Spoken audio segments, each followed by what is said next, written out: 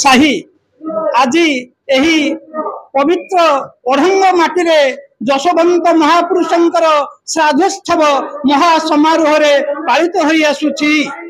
पंचदश और 16 शताब्दी पृष्ठभूमि में सारला दास आदि कवि परे परे यही पंचसखा गण से जोग साधना बल चेतना बल ये मनीष समाज को नूतन दिग्दर्शन देइछंती। यही पंचसखांक मध्य जशवंत दास मध्यमणि ओडिशार इष्ट महाप्रभु जगन्नाथंकर यही 5 जन सखा प्रति जुगे जुगे यही 5 जन जगन्नाथ सहित निजर सख्य भाव रखी सखा भाव निजर परिचय देइछंती। आज जो श्राद्धोत्सव पालन करा जाउची यही श्राद्धोत्सव दिन स्वयं जगन्नाथ कथा देइछंती यही भूमि रे अवतीर्ण करिवे। आज यही ओढ़ंग माटी रे जगन्नाथंकर आविर्भाव हेछि। आज यही ओढ़ंग माटी श्रीक्षेत्र रे परिणत हेछि। आज यही श्राद्धोत्सव रे प्रस्तुत अन्न महाप्रसाद रे परिणत हेछि। आज यही पवित्र पुण्यपीठर महिमा कहिले सरिब नाही। यार महिमा अतुलनीय।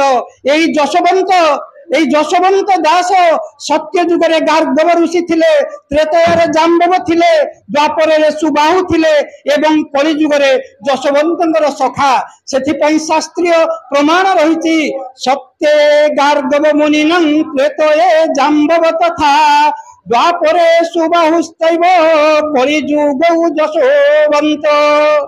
जो भावना भितरे मनीष सहजरे गमन करि पारे नाही सही भावना होती अगम्य। सही शास्त्र होती आगम शास्त्र।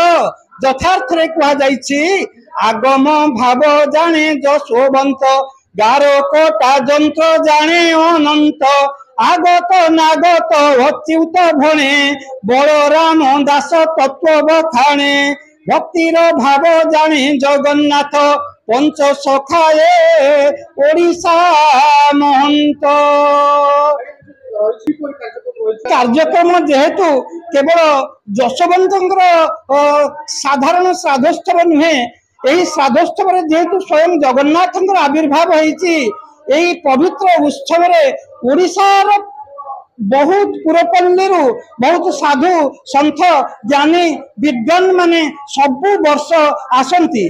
सकाळु केवल संध्या पर्यंत नुहे बरं सारा राति उजागर होई दीप जालती साधु संत माने भजन करती। प्रकृत में कहबाकू गले जशवंतर भजन आपण माने समस्ते जानिथिबे पुरपल्ली रे सुनुथिबे।